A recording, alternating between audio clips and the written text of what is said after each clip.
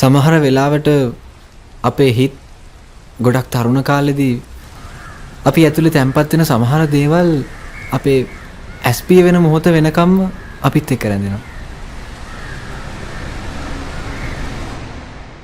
පෙලක් දේවල් තියෙනවා අපි ඒ දේවල් ඉග්නෝර් කරන්න යොදා ගන්න හේතුව හරියට නිකන් අපිට ගැළපෙන තරම් පරිණත නැතිකම වගේ.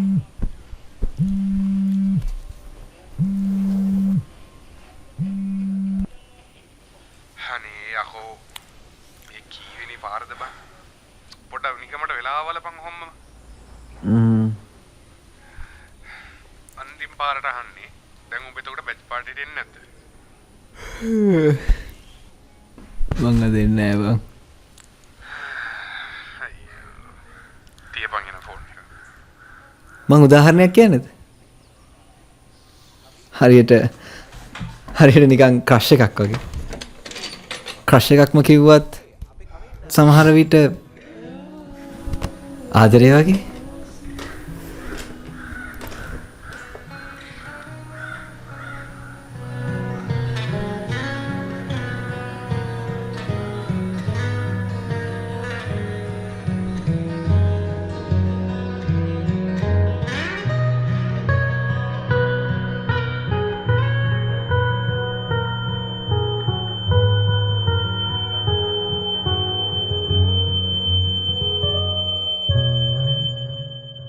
හැමදේම අදයේ වුණා. නැත්නම් තාමත් වෙනවා වගේ දැනෙන බලාපොරොත්තුවක් තියාගන්න බෑමයි කියලා දැනුණත් බලාපොරොත්තුවක් තියාගන්න ඕන වෙන මහ පුදුමාකාර දේවල් මේ ලෝකේ තියෙනවා. සමහර කතාවල ආදරේ හිමිවීමක් නැත්නම් මුණ ගැහිීමක් ඒ අරුණකොට ඕකෙම අනිත් පැත්ත වෙන්වීමක් සමු ගැනීමක්. හැබැයි මේ කතාව හඹා යාමක්. තවම හිමි වුණෙත් නැති මුණ ගැහිීමක අහිමි වෙන්න නියමිත සමුගැනීමක් උරුම වෙන්න පුළුවන් වුණත් එහෙම වෙන්න බැරි බව මම මගේ හදවතින්ම විශ්වාස කරන තරම් වේගයෙන් ආදරේ මාව පහු කරන් යන හුලඟ වගේ කතාවක්. ඒ වගේ පුදුම තරම් මායාකාරී දේවල් ඇත්තටම මේ ලෝකේ පවතිනවයි කියලා මං අඳුනගෙන අවුරුදු 5ක්.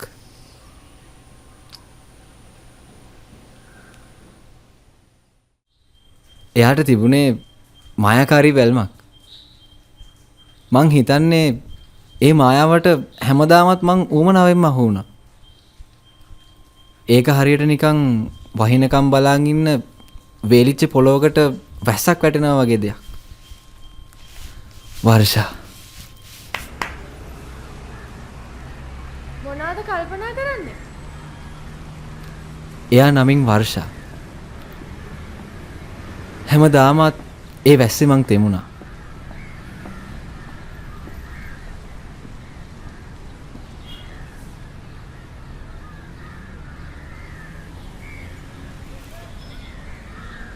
හැම අහසක්ම ලස්සන. සමහර වෙලාවට අපිට දැනෙන මිනිස්සු නේද? අපෙන් ඈත් වෙන්නේ යා දැනෙන නිසාමත් වෙන්න පුළුවන්. සමහර විට ඔබ මගෙන් අහයි එහෙම වෙන්නේ කොහොමද කියලා.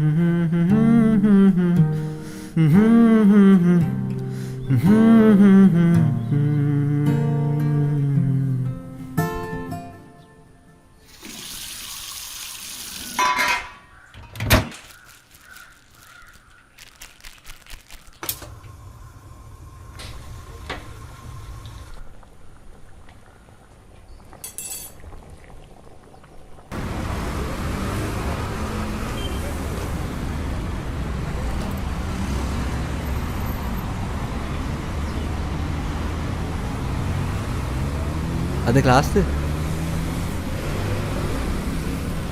මොකක් හරි ප්‍රශ්නයකද ඉන්නේ?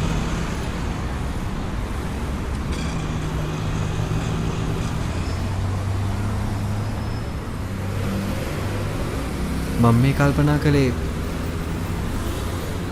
අපි මේ තරම් හොඳට අඳුරගෙනත් නෑ මං කියන්නේ මට ඔයාව දැනෙන විදිහට ඔයාටත් මාව දැනෙනවා.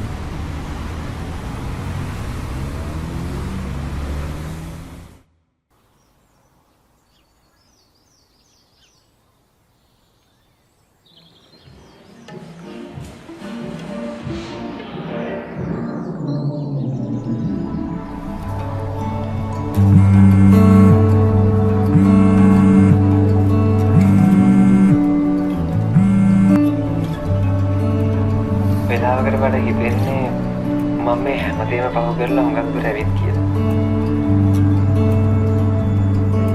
හේතුවක් ඇතුව හඹා යන්න හේතුවක් ඇතුව බලාගෙන ඉන්න සමහර තැන්වලදී අපේ හිතවලට අමතක වෙනවා. අහන්නකින් මුණ ගැහෙනකම් බලන් ඉන්නවා මිසක සැලසුම් කරපු මොහොතක් අපේ කතාවල ආදරයට දාලා තියෙන්න පුළුවන්. අන්න ඒ නිසා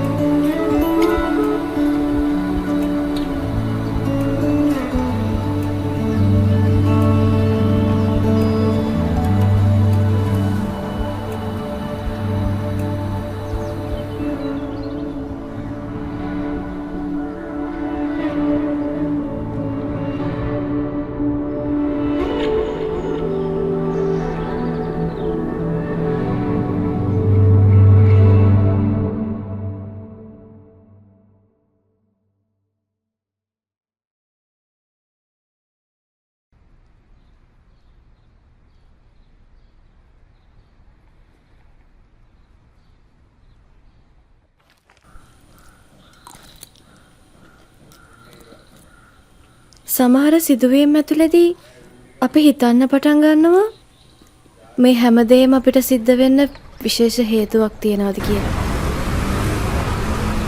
Taman මේ කිසිම දෙයකට නොගැලපෙනවා නොවටිනවා වගේ දැනෙන හැඟීම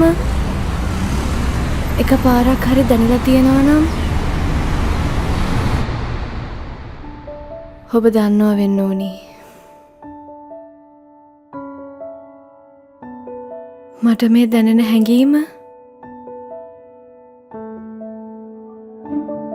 සමහර කතා මුලක් මැදක් අගක් නොතියන තරම් සංකීර්ණ වෙන්න පුළුවන්. ඒ තරම් සංකීර්ණ කතාවක ඔයාගේ හිස් ඇස් වලින් මට මාවම පේන්න ගත්තාම ඒක අසාධාරණ නැද්ද? මං දකින හැම හීනෙකම ඉන්නේ ඔයා. මං හිතන මං මවන ඒ හැම දෙයකම ඉන්නේ ඔයා. මං අහන්නේ තාමත් මාව දැනෙන්නේ නැහැ.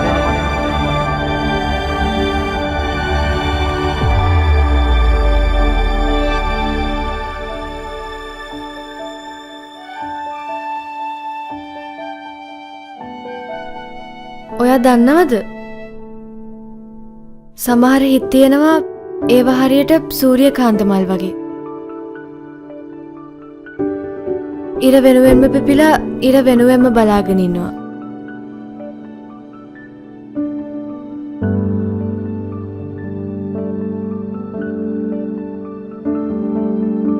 මං යන්නම්.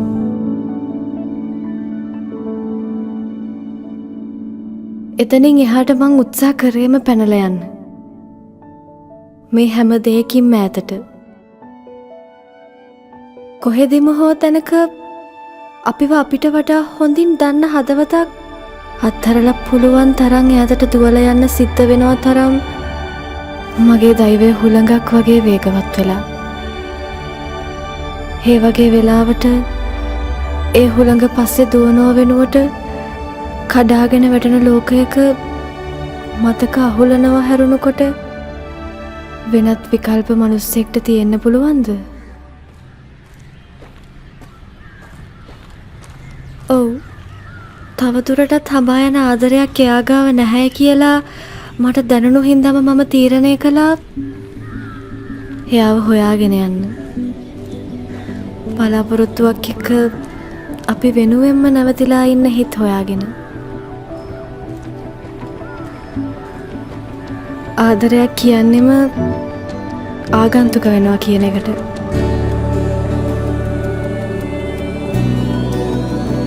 ආදරේ වගුරුන හිනාවකත් හැංගිච්චි රිදීමක් වෙනවා කියන එකට.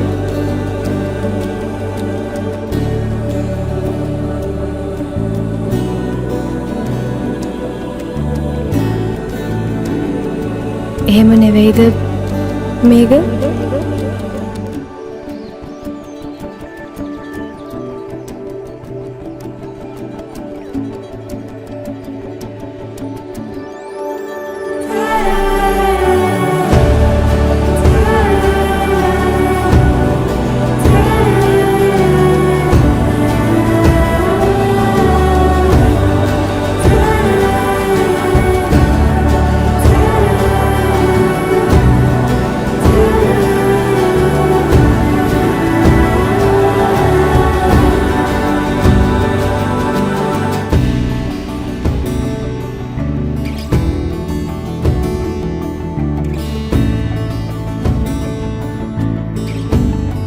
සමහර හමුවීම් තියෙනවා